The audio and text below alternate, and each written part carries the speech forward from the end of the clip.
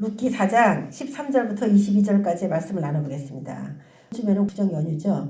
사람들이 삼삼오오 모이고 가족마다 모이고 가게에 받은 축복들을 또 나누고 그런 시간이 명절인데, 지금 이제 전염병 시대이기 때문에 가장 고통 가운데 있는 그런 가게도 지금 있을 거고, 모든 것들이 잘 되는 그런 가게들도 있을 텐데, 올해는 특별히 잘 되는 가정이 많다기보다는 다 정말 어두운 그런 마음을 가지고 아마 모일 거예요. 모이지도 못하게 이제 규제도 하지만은 그래도 소수라도 모여가지고 그 가족 간의 정을 나눌 텐데, 이 세상에서 뭐 우리가 부모에게 잘하고 싶고, 우리도 물론 그랬고, 또 부모님들은 자녀에게 이런 명절날 정말 용돈이라도 두둑하게 주면은 부모로서 마음이 좋고 흐뭇하잖아요.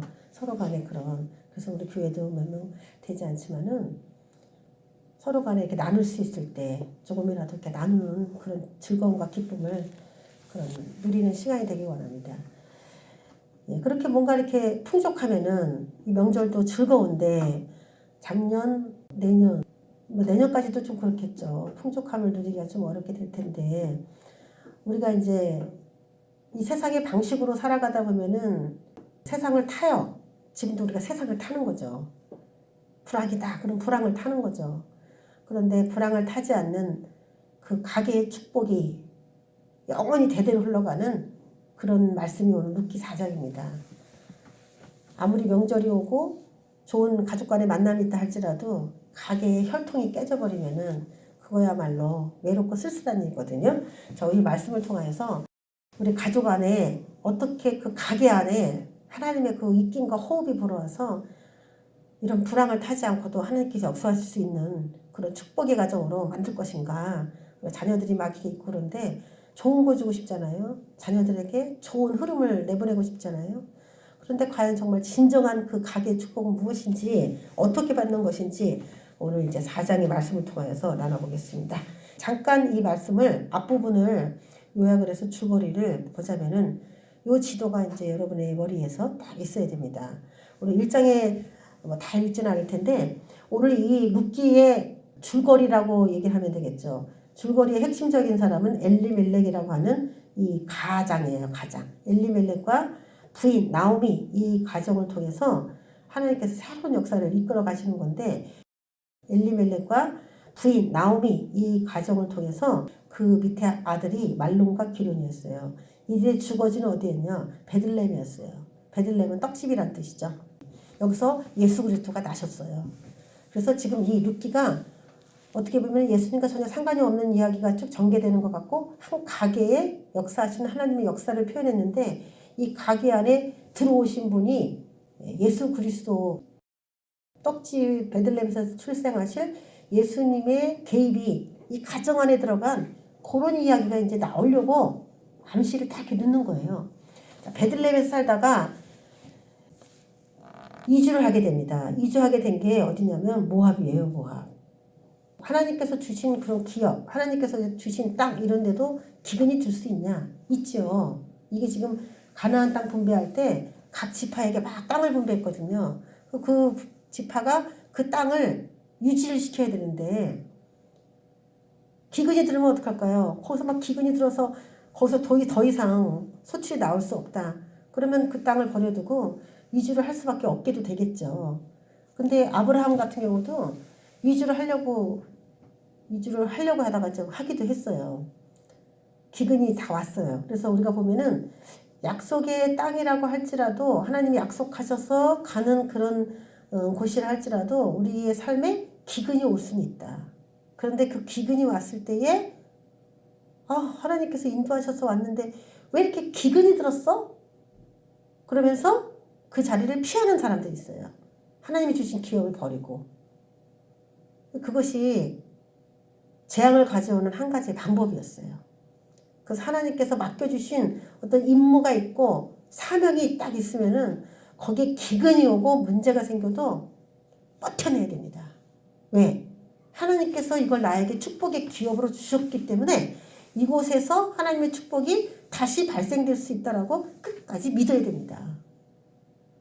조금 교회 하다가 안 되네, 문 닫고 다시 내놓고 하나님이 주신 그런 축복적인 재정이 조금 또 빠져나간다고 해서 아유 안 되네 하나님 뭐야 이런 식으로 한다면은 복을 다 놓쳐버리게 되는 거죠. 이 가정이 이제 그런 가정입니다. 엘리멜렉과 나오미가 이 가정의 핵심적인 사람이죠. 부모인데 이 부모가 베들레헴을 떠나자 이런 결정을 내리면서부터 이 집에는 재앙이 오기 시작했어요. 그 기업을 지키지를 못했어요. 그래서 떠날 때는 몇 인 가족이 4인 가족이 딱 이동을 하게 되는데 모압 땅으로 가게 됩니다. 모압 땅. 그 모압 땅에서 기근을 피하고 편하게 살으려고 이주를 한 것이죠. 하나님의 약속이 과연 이 땅에 있었냐? 없지요. 너가 모압 땅으로 가거라. 이래서 간 게 아니에요. 이런 것 자체가 문제가 되는 겁니다. 정말 하나님이 나를 옮기시기를 확실하게 원하는가? 라는 그런 환경과 상황, 여건 그런 것들이 착착착착 그 사람을 이렇게 이끌어요. 이렇게 인도해. 우리가 바닷길이 막 열려갖고 글로밖에 갈 수 없듯이 다른 곳으로 갈 수가 없듯이 자연스럽게 성령께서 길을 인도하시는 대로 믿음으로 맡겨야 되는데 이 사람들은 기근이 들었네. 아유 뭐 어디가 살기 좋대. 그래? 사해바다 옆에 모압 땅? 거기 살기 좋대. 글로 가자. 그리스도인 중에 엄청난 많은 사람들이 방향 감각을 잃고 이렇게 살아갑니다. 그 중에 가장인 엘리멜렉이 거기서 죽었어요. 또 큰아들, 작은아들, 말론, 기론 다 죽었어요. 여러분 이스라엘 사회에서 아들들이 다 죽었다는 거는 재앙이죠. 남자가 다 죽었다는 건 어느 집이나 다 마찬가지일 거예요. 그거는 다 죽었어요. 아버지, 아들 둘 다 죽었어요. 그리고 어떻게 여자들은 또 다 살았어. 나오미 그리고 며느리 룻, 오르바 이 모압에서 얻은 여자들이에요. 그래서 모압 여자들인데 그러니까 결혼도 다 이방 여자랑 이제 시키게 된 거죠. 그런 나오미가 여기서 잘한 거 하나가 있는데 나오미가 잘한 거 하나 다 잃어버렸지만 나오미가 잘한 거 하나 하나님을 그렇게 믿었는데 자기 믿었다고 생각하는 거죠. 근데 하나님 뜻대로 가지 않은 거지. 그거조차도 그리스도인들은 뭐라 그러냐면 하나님의 뜻을 자기가 거슬렀다고 생각 안 합니다. 자기 잘못이라고 인정 안 해요. 그리스도인들 대부분. 왜 내가 하나님 믿는데 이렇게 됐습니까? 주로 그런 식으로 얘기하거든요. 근데 나오미가 한 가지 잘한 거는 하나님에 대한 신앙을 끝까지 붙잡았다는 거. 어려움은 올 수 있어요. 자기 남편이 죽고 아들 둘이 자기보다 먼저 갔을 때에 나오미가 정말 하나님이 살아계시다면 내 가정에 이런 일이 생길 수 있습니까? 라고 하나님을 버릴 수도 있는 그런 상황인데 며느리 룻이 나오미를 보고 어머니가 섬기는 하나님을 내가 섬기겠습니다라고 말을 할 정도면 이런 상황 가운데도 나오미는 하나님에 대한 사랑을 끝까지 붙잡았다라고 하는 이야기가 돼요. 그러니까 오늘 참 칭찬받아야 될 게 나오미입니다. 사실도. 기업 물을 자가 엄청난 큰일을 했고 룻도 엄청난 큰일을 했지만 가장 우리가 오늘 말씀 끝에 부분 읽었지만 제일 기뻐하는 게 누구예요? 나오미였어. 나오미가 기뻐한 게 나와. 나오미는 기쁨이란 뜻이고 즐거움이란 뜻인데 다 잃어버렸어요. 그래서 1장은 룻기의 1장은 죽었더라 이렇게 시작해요. 시작부터가 암울해. 모압 땅으로 갔는데 죽고 죽었더라 이렇게 시작해. 4장으로 가면 뭐가 돼요? 우리가 오늘 읽었잖아요. 낳고 낳았더라. 그래서 우리가 이제 2022년도에는 그 기적에 대한 말씀으로 나눠보려고 했잖아요. 근데 이 가게만큼 정말 완벽한 기적을 경험한 가게는 없습니다. 그리고 이 가정에는 제가 지금 계속 설교하는 내용 중에 핵심에는 기적이 하나만 들어있는 그런 본문이 아니라 여러 사람이 기적을 각각 다 경험한 그런 케이스를 제가 뽑아서 웬만하면은 우리가 어떤 사람의 입장 가운데 있어도 그 기적이 다 이루어질 수 있는 본문을 한번 나눠보자 이렇게 생각하고 지금 취지로 나아가는 거거든요. 근데 이 가정에 가장 핵심적으로 지금 생존할 수 있도록 역사한 것은 어쨌든 첫 번째 공로자는 나오미였습니다. 그래서 여러분 우리가 예수를 믿다가 내가 혹시 실수를 하고 잘못된 길로 가서 완전히 폭망한 것처럼 우리 실수할 수 있어요. 신앙생활이라는 게 한 번도 안 가본 길을 가는 거기 때문에 폭망한 것처럼 보인다고 할지라도 현실이 그렇게밖에 안 됐다 할지라도 이제부터 잘 가면 되는 겁니다. 할렐루야. 만회할 수 있냐? 있어요. 신앙만 버리지 않으면 언제든지 추월할 수 있습니다. 나오미의 인생은요 노년에 추월해버렸어요. 중년부터 아주 노년까지는 고생을 엄청 많이 했어요. 그런데 정말 마지막 노년에 인생을 역전시켜버린 정말 대기적을 경험한 여자가 이 나옴인데 왜 그랬냐? 믿음을 버리지 않았다는 거.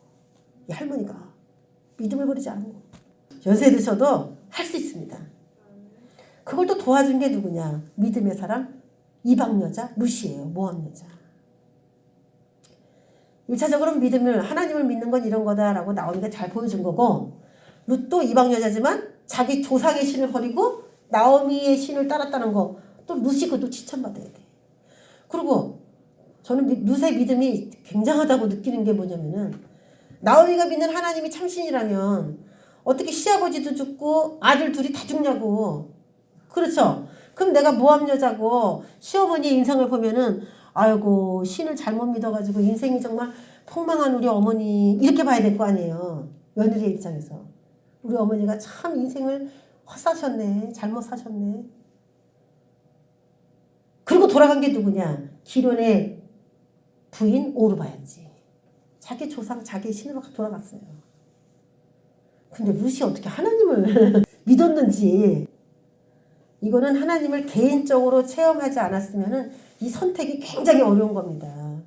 그래서 베들레헴으로 다시 돌아가자고 할 때에 다 4인 가족이 갔는데 돌아올 때는 2인 가족이 돌아와. 절반 반토막 나갖고 돌아와. 그리고 그냥 남자 3명에 여자 1명이 갔다가 그냥 남자는 싸그리 죽고 여자 둘만 와.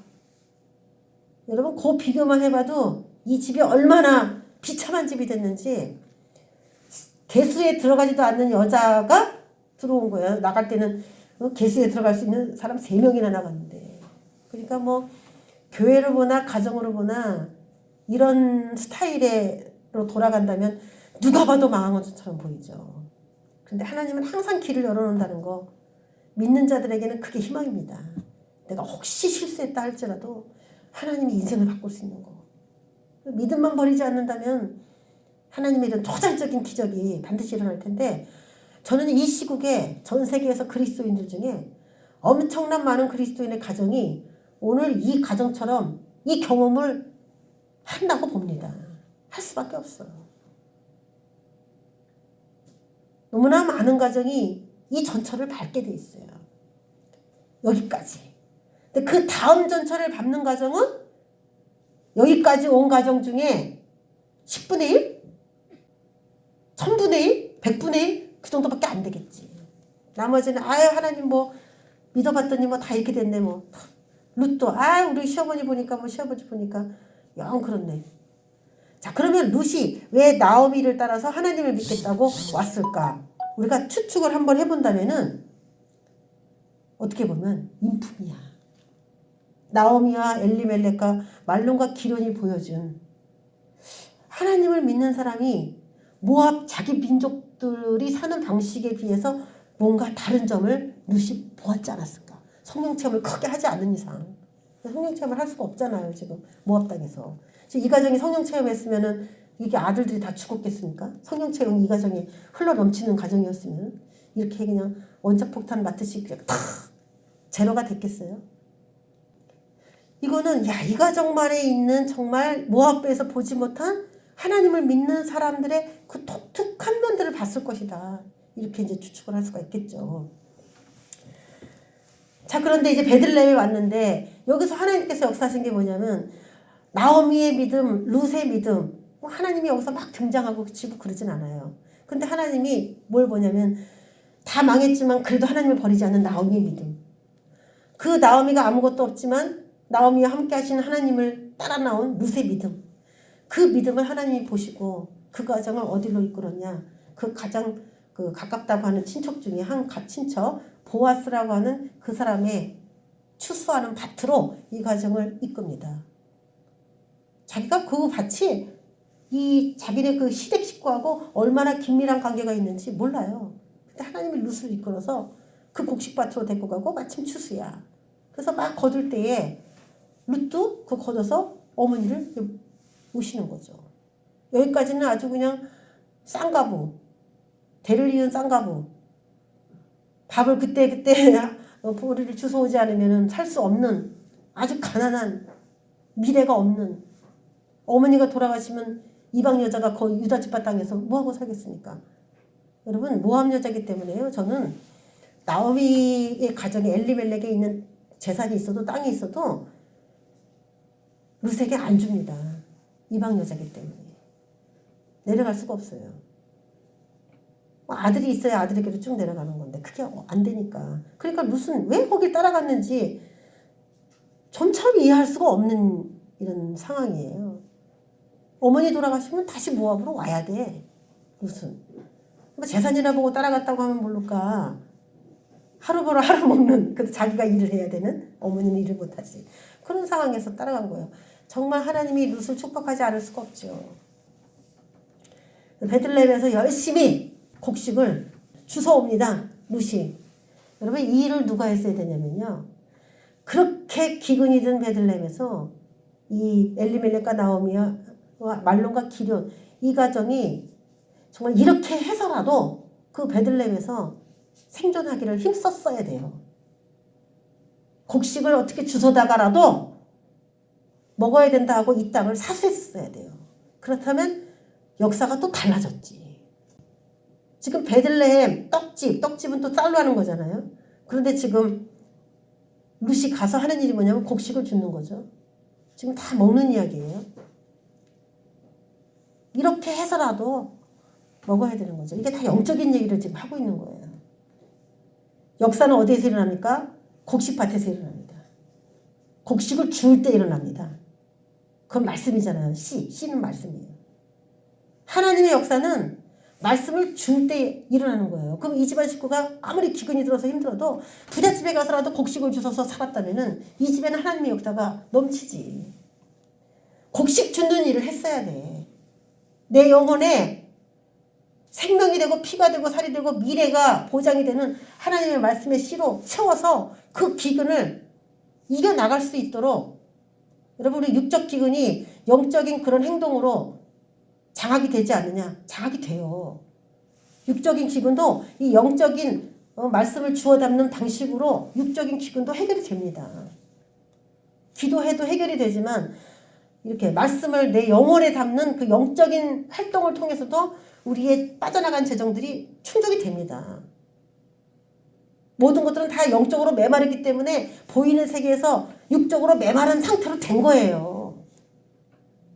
뜻이 하늘에서 이루어진 것처럼 땅에서도 이루어지게끔 연결이 되어 있기 때문에 메마르면 자꾸 돈을 벌려고 하려는 게 아니라 메마르면 내 영혼에 풍성함으로 차고 채워서 거기서 이루어진 복이 이 땅에서도 이루어지게끔 연동되게끔 해야 돼요. 저는 막 돈을 벌러 가라는 걸 막 강하게 추천하진 않아요. 어쨌든 붙어가지고 도둑질해가는 도둑질하는 영이 붙어있는 이상에는 아무리 많이 벌어도 다 뺏기는 거예요. 그건 뭐냐면은 10원 벌어도 내가 5원을 쓰면은 괜찮아. 그 집은 나무 플러스야. 근데 10원을 버는데 15원이 나가면은 그거는 10원을 아무리 벌어도 그거는 마이너스 인생이에요. 그럼 도둑놈 문제 때려잡으라는 거지. 도둑놈. 그 인생에 얽혀있는 도둑놈부터 때려잡고, 그리고 10원을 벌면 10원을 내가 다 쓸 수 있거든. 그런 원리로 살아야 되는데 지금 사람들은 참 제가 볼 때도 지금 믿음이 없는 거예요. 하나님이 기근 든 우리의 인생을 어떻게 치료하고 고치실 수 있는 능력자인지를 체험을 해야 돼요. 어떻게 돈을 벌까? 바깥 세상만 막 보지 말고 우리에게 역사하실 수 있는 하나님을 봐야 되는데 그걸 놓쳐버린 거죠.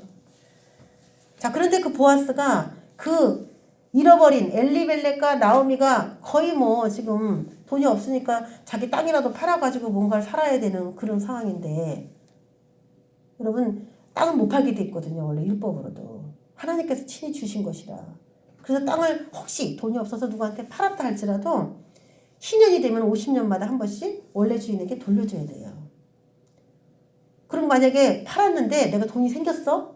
그러면 희년이 되기 전에 내가 받는 방법은 이제 값을 치르고 그걸 받는 거죠. 그래서 어쨌든 간에 돈이 있으나 없으나 그 땅은 받게 돼요. 빨리 받느냐? 아니면 희년 때까지 기다려서 받느냐? 그게 이제 중요한 거죠. 그래서 이스라엘 그 문화에서는 어떤 사람이 이제 어떤 사람이 손해를 보냐면은 아들이 없는 집은 대를 쭉 이어가다가 그 아들이 그 땅을 이어갈 수가 없잖아요. 끊어버리잖아요. 여자만 있는 집 아니에요. 그러면 딴 사람이 그 기업을 물어준다고 이렇게 그 여자랑 결혼을 하게 되면은 그 가게가 쭉 이어가지만 그렇지 않을 때에 이 여자까지도 죽고 그러면 그 땅은 가까운 친족에게 이렇게 그 돈을 주고 산 친족이 있다면은 그 사람에게는 그냥 넘어가죠. 왜? 50년도도 안 갚아도 돼. 땅을 안 돌려줘도 돼. 그래서 이 사람이 돈이 없다고 땅을 누군가에게 팔면은 갖고 있다가 이 집안에 뭐 아들도 없고 늙은 여자들이 다 죽어버리면은 돌려줄 사람이 없는 거야. 그러면 그게 그냥 우리 기업의 땅이 되는 거죠. 이런 식으로 땅이 이동할 수는 있죠. 자, 기업물을 짜. 이게 무슨 말인지 그거 한번 보겠습니다. 히브리어로 고엘이에요. 고엘. 도로 사다, 속전을 주고 구제하다. 속전을 주고 구제하다는 값을 치르고 구제하다 이런 뜻이에요. 그래서 구원, 구속 이런 뜻이 있어요. 구원해 주는 거야. 도로 사주는 거. 이 동사 갈에서 유래했습니다. 그래서 의미로 보면은 구원, 구속 그리고 보수자의 의미가 있어요. 그래서 이거는 그냥 땅만 사주는 그런 뉘앙스가 아니라 대가 끊긴 집에 대를 이어주는 것도 이 고엘이에요. 그리고 억울해서 원수를 갚아야 되는데 이 집에서 원수 갚을 사람이 없어. 그럼 친족이 원수를 갚아줘. 그것도 고엘이 할 일이야. 그런 식으로 피해 입지 않고 살아가게 하기 위해서 또 하나님이 주신 복을 뺏겼을 때 그것을 원상 회복시킬 때에 이 주된 임무를 한 사람이 고엘이에요. 그래서 친족, 형제 아니면 동족, 구원자 이런 표현들을 씁니다. 친족 구원자다. 고엘을. 형제나 동족이 빚을 져서 땅을 다 팔아버렸을 때 그것을 해결해 준다. 그래서 친족 구원자 이런 말을 쓰고 또 형제의 소유를 물러서 되찾아주는 사람, 형제의 가문을 이어줄 사람, 또 억울하게 종살이가 돈이 없어서 종살이가 하고 있는 사람이 있다면 값을 치르고 종살이에서 이렇게 빼내는 사람, 이런 사람이 고엘이에요. 이게 다 누가 할 일이냐면 이게 예수 그리스도께서 우리를 위해서 다 해주신 일인데 룻기에다 이걸 소개했습니다. 욥기에서는 대속자, 민수기 35장에서는 복수할 자, 룻기 3장에서는 기업물을 짜, 같은 원어를 가지고 고엘을 가지고 각각 대속자, 복수할 자, 기업물을 짜 이렇게 다르게 번역을 했어요. 다 같은 뜻이기 때문에. 자, 고엘 제도를 통하여 분배받은 자신의 땅을 영원히 보존하고, 하나님께서 주신 각 지파에게 나눠주신 땅들을 영원히 보존하는 목적이 실현돼야 되기 때문에. 하나님 축복으로 준 거는요, 누구한테 막 뺏기는 걸 하나님 원치 않습니다. 이 전쟁에서 얻은 거잖아요. 여러분이 영적 전쟁을 치러가지고 그에 대한 대가로 내가 돈을 그냥 세상에 나가서 그냥 벌어가지고 뭘 샀다 그런 거는 그거에 대해서는 한번 하나님이 책임 없지. 네가 열심히 일해갖고 벌었으니까 그건 네가 알아서 할 일이다 하지만은 영적인 전쟁의 대가를 치르고서 하나님께서 주셨다. 이건 진짜 그래서 내가 얻은 거다 라고 하는 거에 대해서 이 땅을 누군가가 가져가려고 하는 것에 대해서는 하나님이 아주 강력하게 그 사람의 기업을 지켜줘요. 왜? 하늘에서 내려온 상속이거든. 그거는. 하늘에서 인정하고 준 상속이야. 축복이에요. 그래서 그걸 가져간다. 누가 가져가는 거냐? 그럼 사탄이 가져가는 거죠. 100%. 그래서 하나님이 거기에 개입을 하게 돼 있는데 사탄이 개입한 거를 하나님이 개입하게 하는 그 힘은 뭐냐? 그리스도인들의 믿음이죠. 믿음. 하나님, 우리가 이거 영적으로 전쟁에서 얻은 건데 저 사탄에게 뺏길 수 생겼습니다. 하나님 어떻게 할까요? 했을 때 하나님이 주시는 지혜, 방법 이런 것들을 이제 동원하는 거죠. 자, 억울한 일에 나서주며 각 혈족의 가문을 유지하게 한다. 그럼 뭐예요? 지금 아들, 땅 이렇게 유지시켜주는 거. 근데 여기에서는 지금 룻기에서는 힘든 게 뭐냐면 보통 여러분 수혼제도라고 계대결혼이다 그런 거 들어봤잖아요. 큰아들이 아들이 없이 죽으면 둘째 아들이 그 형수에게 들어가서 아들을 낳고 그래도 아들을 못 낳으면은 셋째 넷째 이렇게 가는 거. 우리 요한복음에 있는 거. 우리나라엔 그런 제도가 없죠. 이스라엘에만 있어요. 좀 불합리하기도 해. 요즘엔 자기 맘에 들어서 결혼을 하지. 아, 누가 씨를 그렇게, 우리 형이 씨가 없이 죽은 거, 그거 어떡해 해가지고, 내가 낳은 자식을 그 형님의 씨로 아들로 이렇게 입적시키는 그런 아들이 어디 있겠습니까? 그런 동생이 어디 있겠어요? 요즘엔 그런 개념이 없잖아요. 요즘엔 족보를 중요시 여기지 않기 때문에 그런 것도 있고, 문화적으로도. 그런데 이 계대 결혼이 있는데 결국에는 이 여자가 누군가와 해서 아들을 낳아야 돼. 그래서 그 족보에 아들을 무조건 남겨줘야 돼. 여자가 할 일은 그 집에서 아들을 낳아가지고 대가 끊기지 않게 하는 거. 우리 유교 사상하고 비슷하죠. 그거예요. 무조건. 그런데 오늘 이 룻기에서는 좀 독특한 게 뭐냐면은 한 가족의 아들들이 다 죽어서 여기서 대를 이을 아들이 없었어. 아예. 이제 룻에게는 이제 대를 이을 수 있는 아들이 없어. 아들 둘이 있었는데 아들 둘이 다 죽었으니까. 그러니까 이 가정 안에서는 계대 결혼이 이루어지지 않았어요. 그런데 이 친척 중에 이 가족의 씨를 남겨줄 사람을 붙여서 이렇게 해서 여기서 아들이 나오는 아주 특별한 계대 결혼. 지금 보아스는 대충 어림잡아 족보가 어떻게 될까 하고 한 5천 정도 된다고 생각이 듭니다. 왜냐하면 보아스보다 더 가까운 친족이 있다 그랬어요. 그 가까운 친족이 원래 그 엘리멜렉 가문에 잃어버린 모든 것들 재정도 다 찾아주고 아들 못 낳는 것도 그 아들을 입적시켜주고 뭐 이런 식으로 해야 되는데 가까운 친족이 있으면 그게 사촌이 될 거고 보아스는 그거보다 조금 먼 사람이라 그랬으니까 추측컨대 5천 정도는 되는 거지. 그쵸? 근데 5촌이 이쪽 가게에 끊어진 혈통을 붙여줘야 되기 때문에 수혼제도 중에서도 참 독특한 수혼제도예요. 가문을 벗어난 수혼제도지. 좀 뿌리가 좀 넓게 봐야 되는 그런 수혼제도입니다. 자, 요런 이야기가 이제 어디에서 한번 우리가 쉽게 매일 보는 본문에서 찾아본다면은 이거예요. 애굽에서 구원하신 하나님, 그 하나님의 이야기를 그 하나님이 직접 이스라엘에 고엘 되셔가지고 일하신 거 그게 하나의 예예요. 그럼 이해가 쉬운데 자 이스라엘을 구원할 형제를 이스라엘 사람들 중에서 찾았어요. 하나님이. 그게 누구냐? 모세였어. 모세. 이스라엘을 구원하려면 누가 와야 돼요? 이스라엘의 형제가 나타나야 되죠. 근데 지금 이스라엘이 어떤 형편이었느냐? 억울함에 대해서 보수하는 그런 고엘이에요. 애굽을 심판하고 왜 우리 형제를 종살이 시켜? 왜 종살이 시켜? 그러면서 끄집어내와요. 보복의 복수의 고엘의 등장이에요. 하나님이 모세를 불러서 시킨 거죠.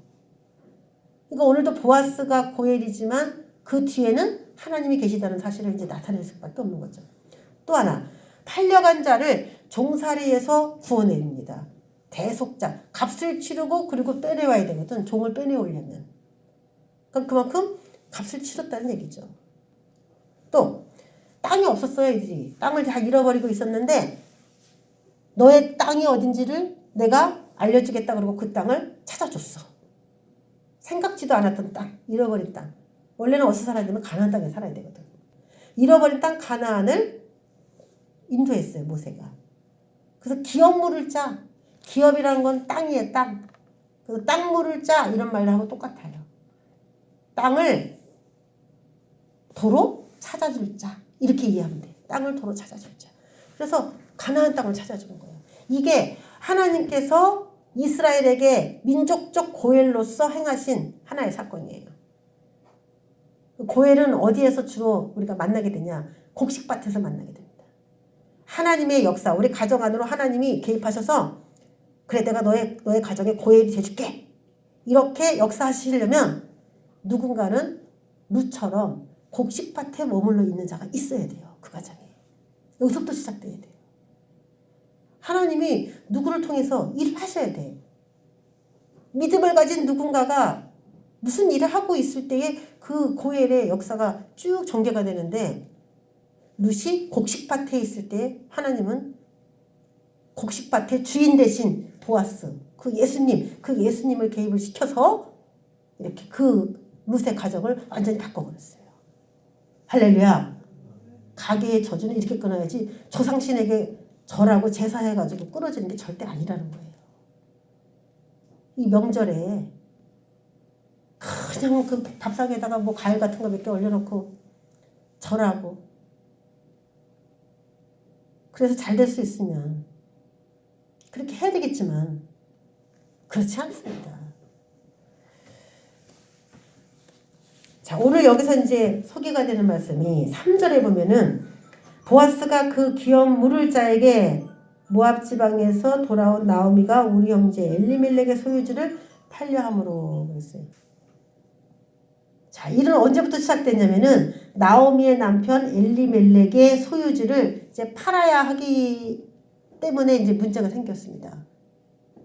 그럼 기업은 원래 팔 수가 없는 건데 기업을 팔아야 돼. 왜냐면은 없잖아. 아무것도 없잖아. 그렇죠?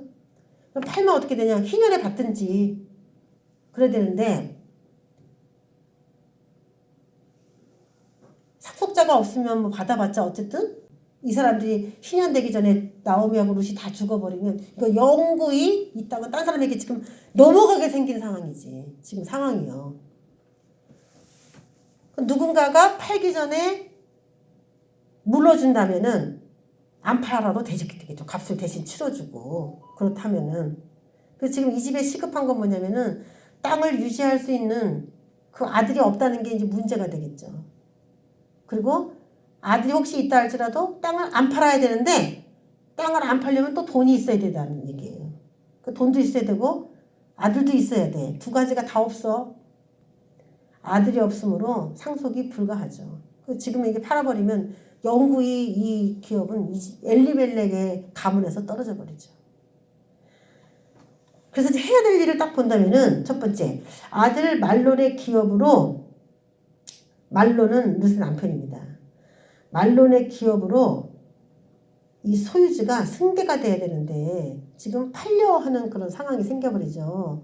그렇다면은 승계가 될 수가 없다는 얘기 되는 거죠. 지금 말론의 기업으로 상속이 혹시 됐다 할지라도 아들이 다 없기 때문에 절차상 보면은 말론의 기업으로 일단 그 땅이 승계가 돼야 되고, 그리고 말론이 아들을 낳아서 그 아들에게로 기업이 승계되는 이 절차가 기본적인 절차가 돼야 되는데 이 1, 2번이 안 된 거죠.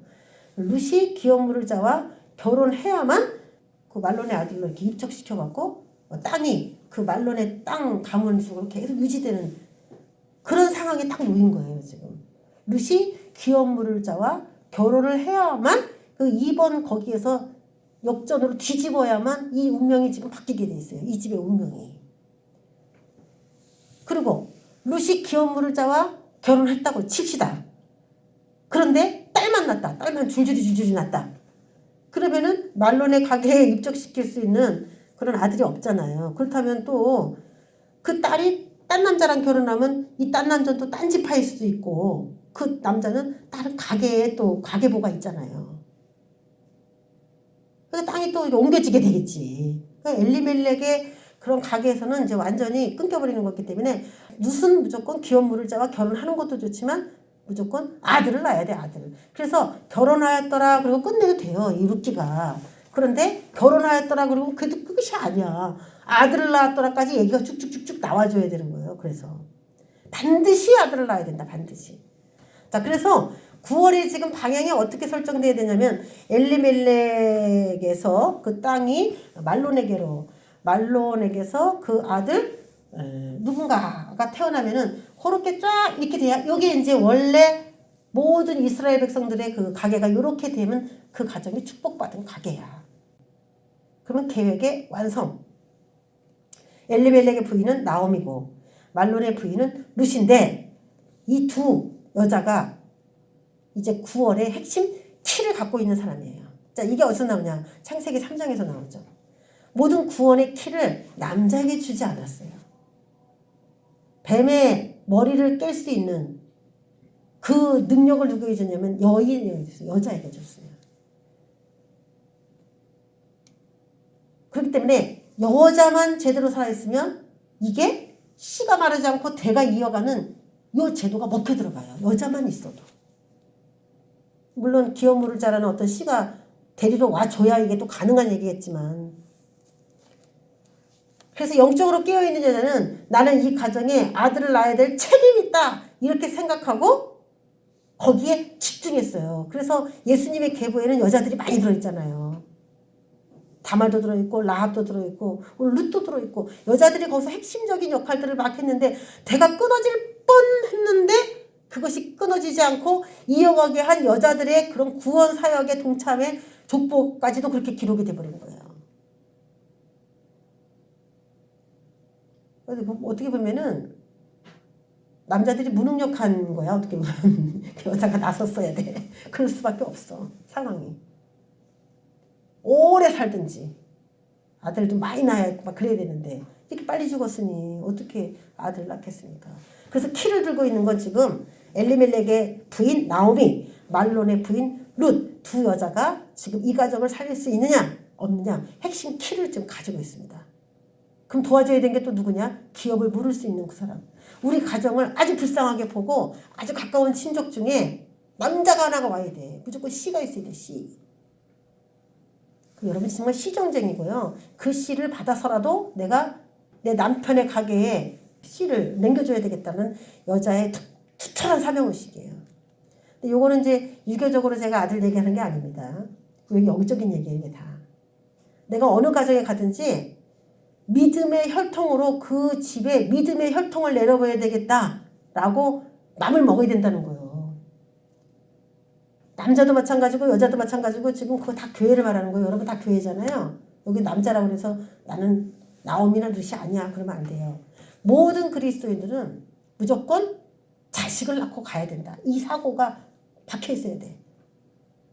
영적인 열매가 반드시 내 인생에서 나를 통해서 뭔가 하나 나와줘야 된다. 그래서 영적으로 앞으로 막 달려가면서 남기는 인생을 살아드리려는 그 목표가 있는 그리스도인들을 룻 이렇게 표현한 거예요. 룻이란 여자로.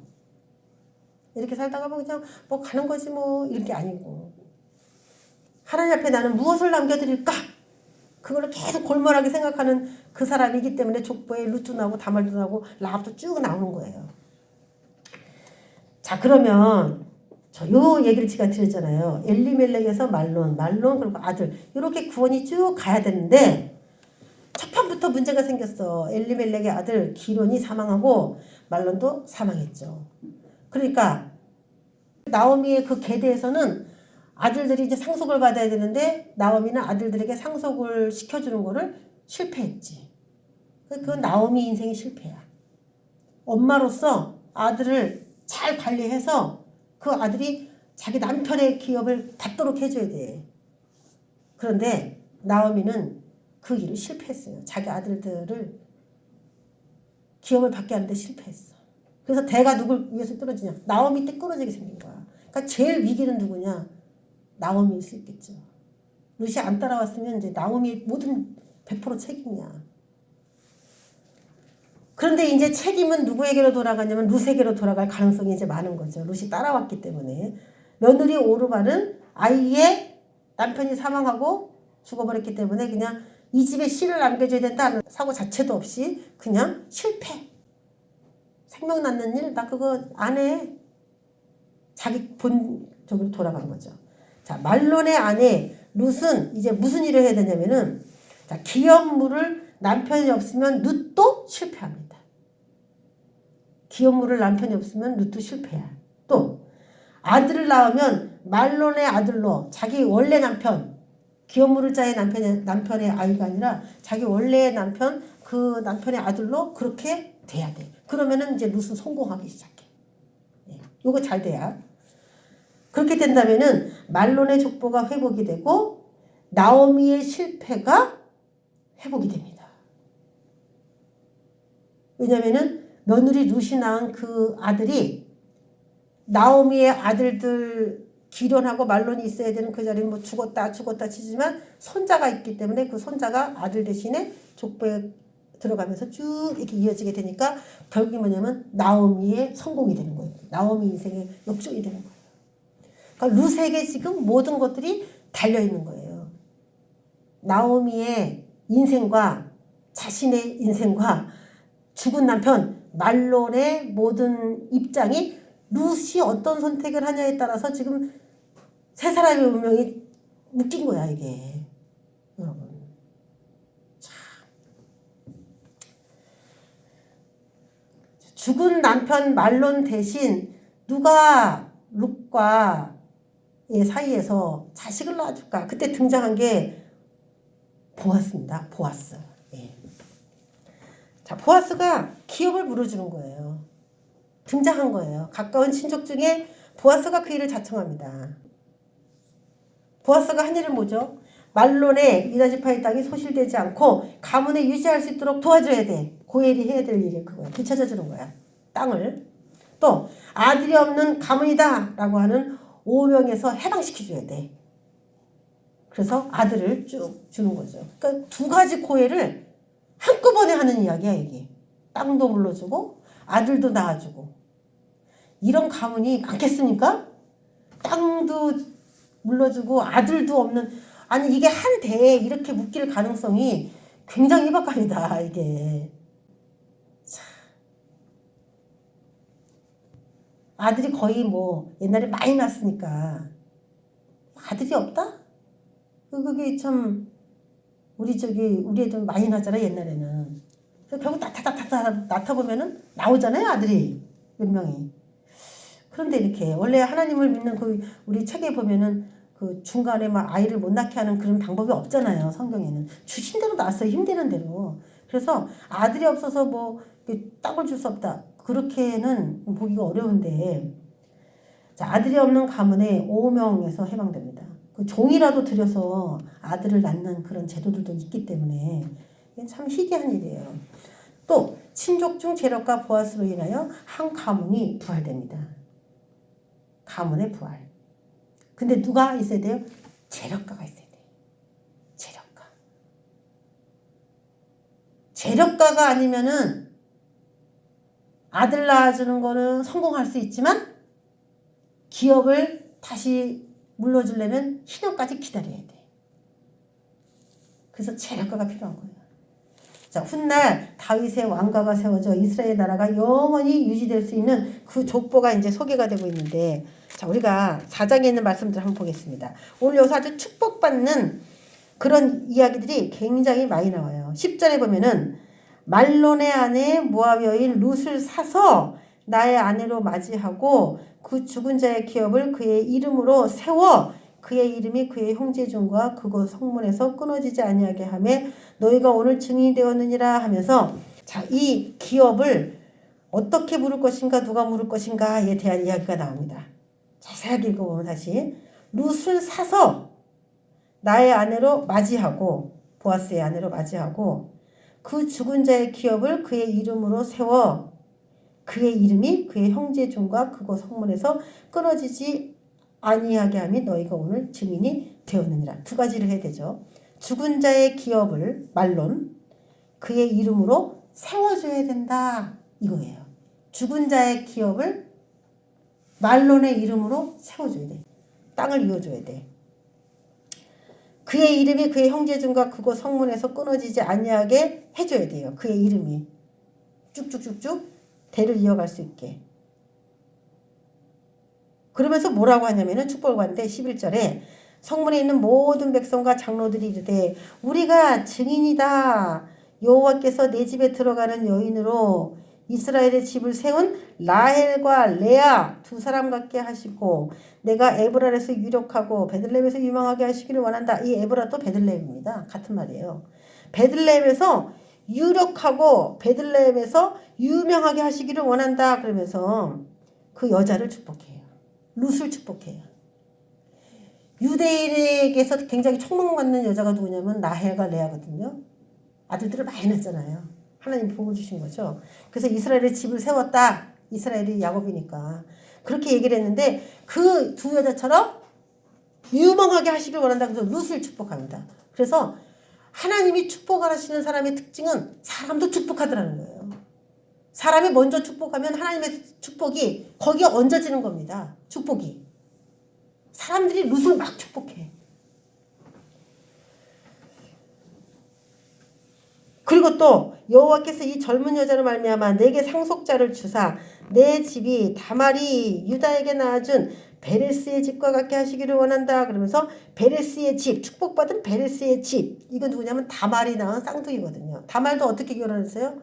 자식을 못 낳으니까 시아버지의 씨를 받아갖고 그 집의 혈통을 이어줬어요. 근데 이 집은 자꾸 대가 끊기려고 그러네. 자꾸 예수님의 족보거든요 이게. 자꾸 대가 끊기려고 그래. 끊기려고 그러다 또 이어지고, 누구 활약으로? 여자의 활약으로. 다말도 아주 그냥 그 집에 씨를 남게 된다는 그런 사고로 변장까지, 창녀로 변장까지 해가지고 아버지 씨를 받아서 그 가게를 이어가게 했는데, 룻하고 아주 그냥 흡사한 그런 면이 있죠. 보아스가 룻을 맞이하여 아내를 삼고 그에게 들어갔더니 여호와께서 그에게 임신하게 하심으로 그가 아들을 낳은지라.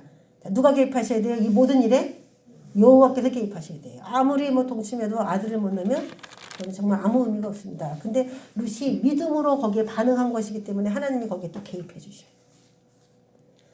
여인들이 나오미에게 이르되 찬송할지로다. 여호와께서 오늘 내게 기업 물을 자가 없게 하지 아니하셨도다.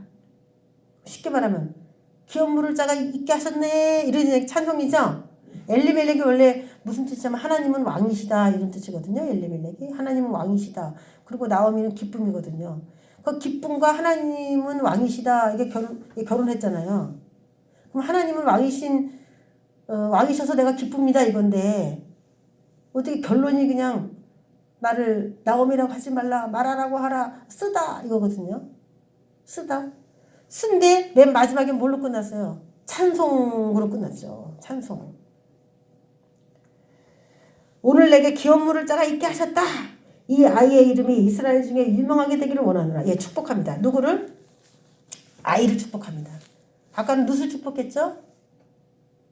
지금 누구? 아이를 축복합니다. 이들은요, 자기네 그 국가에서 하나님께서 선택하셔서 거기 쓴 그 사람들의 그 축복을 모든 아이들에게, 모든 여자들에게 그 축복을 다 해줘요. 예, 성경대로. 그 축복이 계속 하나님의 축복이 흘러가도록. 그래서 가계적인 축복을 굉장히 중요시 여기는 걸 볼 수 있어요. 유명하게 되기를 원한다. 일단 유명하면 좋은 건가 봐. 유명하게 되기를 원한다. 이는 내 생명의 회복자이며 내 노년의 봉양자라. 나오미를 봉양할 수 있는 아들이다. 그리고 생명의 회복자다. 나오미는 이것 때문에요, 얼굴을 들고 살아갈 수 있게 된 거야.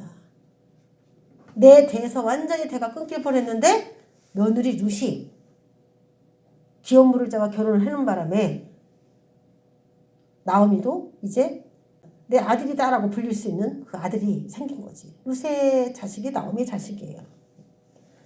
너를 사랑하며 일곱 아들보다 귀한 내 며느리가 낳은 자로다. 예, 이게 참 독특한 표현이죠. 아들이 해야 될 일을 아들이 못했는데 누가 대신했다? 며느리가 대신했다. 그래서 일곱 아들 낳은 것보다 네 며느리가 훨씬 잘했다, 이거죠. 이런 거를 모압 여자 룻이 전혀 몰랐는데도 정말 하나님이 룻의 믿음을 사용하신 거 보면은 내 출신이 어떠냐, 내 입장이 어떠냐, 내 환경이 어떠냐, 내 상황이 어떠냐는 전혀 문제되지 않는 것 같아, 하나님 앞에는. 어떤 마음을 가졌든지 그 마음이 중요한 것이지 외부적인 건 하나도 중요하진 않다는 거죠. 그 며느리가 칭찬받았습니다. 16절.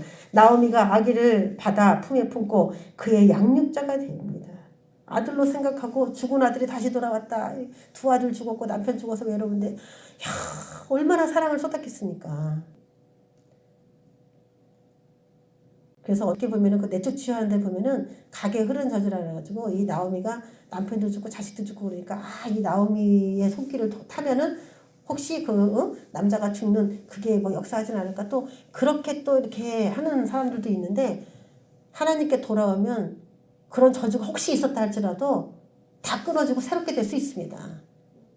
자꾸 과거에 그 사람의 상처를 끄집어가지고 앞으로도 그렇게 될 거라고 그렇게 절대로 얘기하거나 생각하게 하면 안 돼요. 절대로. 하나님에게 돌아온 것이 확실하다면 그의 인생에 있어 저주는 하나하나 다 처리가 될 것입니다. 나오미는 이제 이 아들이 안 죽었잖아요. 그래서 우리 집에 있는 남자는 다 죽네, 나한테 속한 남자는 다 죽네 라고는 트라우마가 있었지만 그걸 한 번에 다 벗어버릴 수 있었어요. 이게 뭡니까? 나오미에게 역사하신 하나님의 내적 치유야, 이게. 이거는 어디서 일어나요? 곡식밭에서 일어난 그 역사가 결국 이 상처를 모든 걸 다 치유할 수 있는 거지. 여러분 우리가 뭐 어디서 상처받았다 어디서 상처받았다 막 그런 얘기 내적 치유에서 굉장히 많이 하는데 여러분 그 상처받은 게 어떻게 하면 해결될 것 같아요? 누가 상담해주고 뭐 위로해주고 그러면 그게 해결되나요?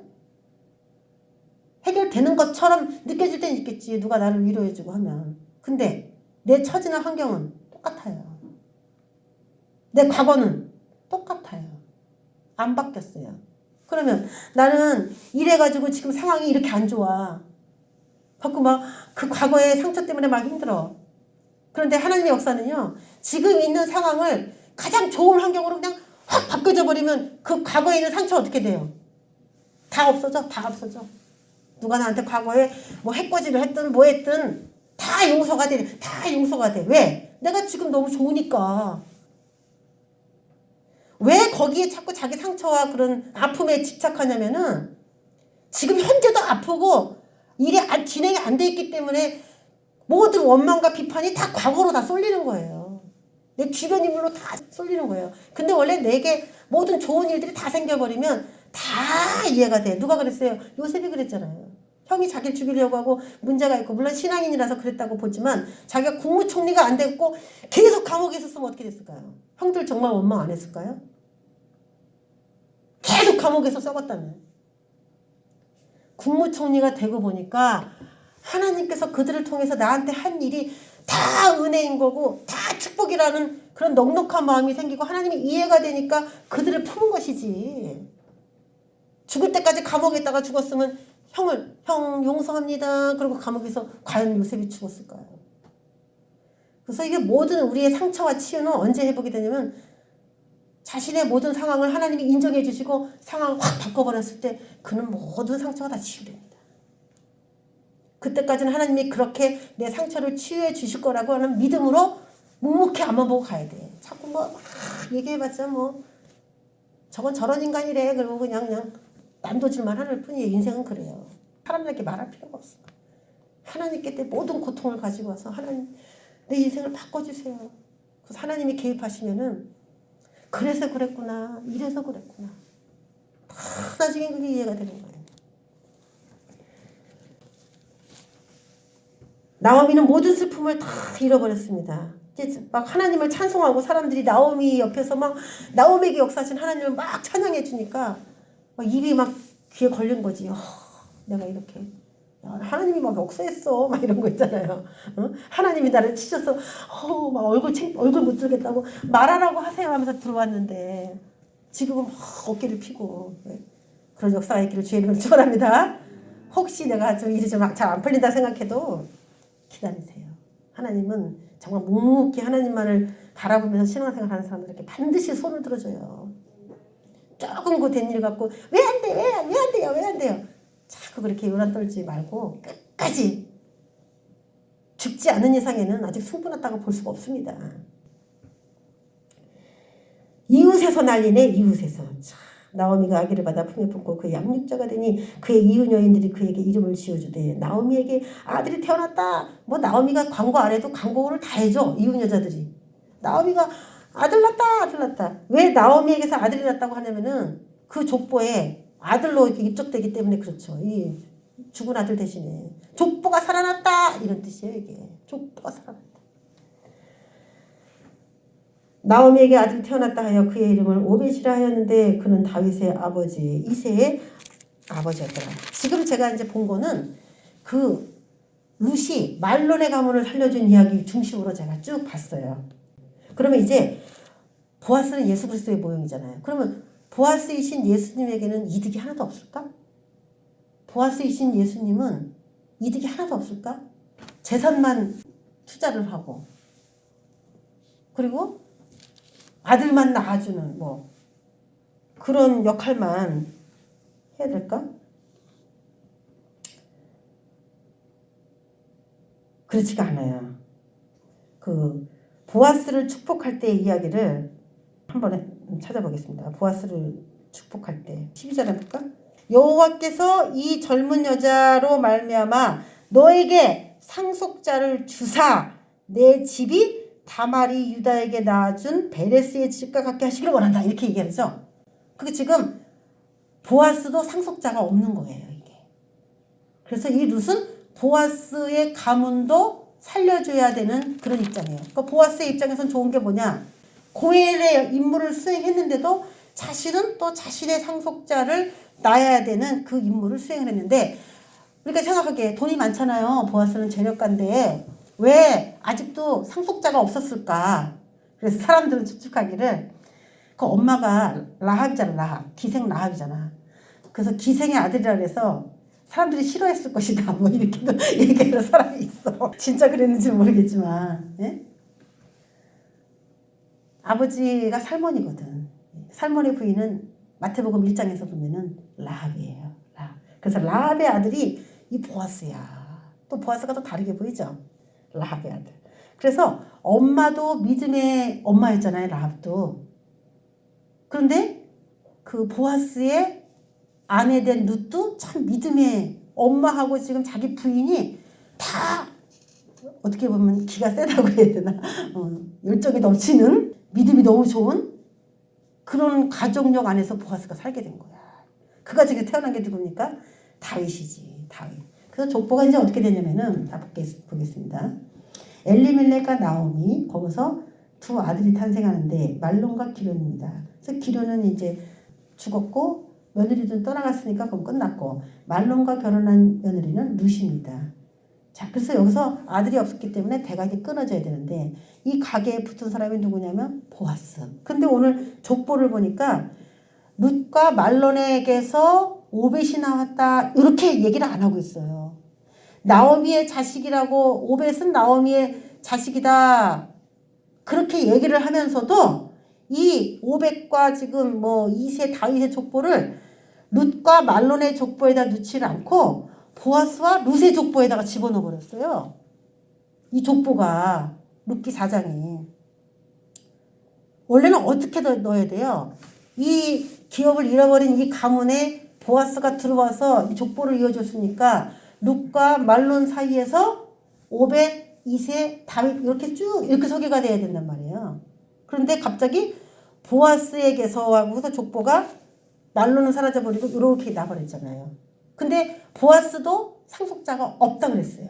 그래서 보아스의 상속자로 이게 기록을 한 거예요. 그러면 어떻게 됩니까? 룻이 아들 낳은 그 아들이 말론하고의 그 가문을 잇는 그 족보에도 들어가고요. 보아스의 족보에도 들어가는 거예요. 그래서 그 오벳은 어떻게 되냐면 그 엘리멜렉의 기업의 상속자이기도 하고 보아스의 가문의 상속자이기도 하죠. 두 가문의 상속자가 되는 것이죠. 이게 영적으로 말하면 뭐가 되냐면은 우리가 이 땅에서 룻처럼 하나님 앞에 충성하고 주님의 곡식밭에서 곡식을 취하고 영적으로 성장했다고 인정했을 때 우리에게서 나오는 그 결실은 뭐냐. 이 땅에서도 죽은 남편이 뭐겠어요? 이 말론이 뭐겠어요? 이 땅에서 내가 아무것도 열매가 없는 걸 말하겠죠. 이 땅에서의 삶에 실패자의 삶을 말하겠죠. 근데 거기에서도 혈통이 살아나고 보아스 대신 예수님 하늘의 그 족보에도 생명책에도 우리의 그 열매들이 거기에 쭉 기록돼서 하늘과 땅에 양쪽의 기업이 우리가 생기는 거야. 두 군데가 생기는 거야. 그럼 우리가 어떤 사람이 되는 거예요? 오벳이 되는 거지. 오벳처럼. 양쪽 복을 다 받는 사람. 두 분 기술 취하는 사람이 되는 거예요. 이렇게 양쪽 가문에 참 큰 복을 그래서 이게 이 계대 결혼을 이해하기가 굉장히 힘든 거예요. 5촌간의 계대 결혼이 이루어졌기 때문에. 자, 그래서 죽은 가문도 다 살아나고 하나님의 그 재정 축복도 또 아들 못 낳는 그런 열매 없는 삶도 다 청산이 됐다는 거죠. 무엇이 이런 일을 했나요? 우리로 말하면 우리에게는 믿음. 하나님은 믿음을 가진 자에게 축복하시는 그 축복을 부으셔서 이 놀라운 일들이 일어났다는 것입니다. 저와 여러분의 인생에 하나님을 정말 끝까지 상황이 어찌됐든 간에 끝까지 믿어보는 그런 신앙으로 하나님이 어떤 결과를 주시는지 기대하시고 앞으로도 우리에게 어려움은 올 수 있겠지만 그럴 때 우리는 또 어떤 결정을 그 당시에 또 내려야 되는 거지. 가게의 축복이 오는 비결과 방법을 통하여 하나님께 큰 은혜를 받는 저와 여러분 되시기를 주의 이름으로 축원합니다. 아멘. 기도하겠습니다. 아버지 하나님, 명절을 맞이하여서 온 가족이 모여 즐거운 시간을 보내려고 하는데 상황이 슬프고 좋지 않으면 모여도 힘이 없고 내가 인생을 어떻게 살았나 후회됩니다. 그렇지만 믿음으로 살았다면 모였을 때마다 하나님의 역사를 이야기하기에 바쁠 것입니다. 우리에게 하나님을 믿는 믿음을 주셔서 그런 간증들이 날마다 넘쳐나게 하여 주시옵소서. 주님께 영광을 돌리며 예수 그리스도의 이름으로 기도합니다. 아멘.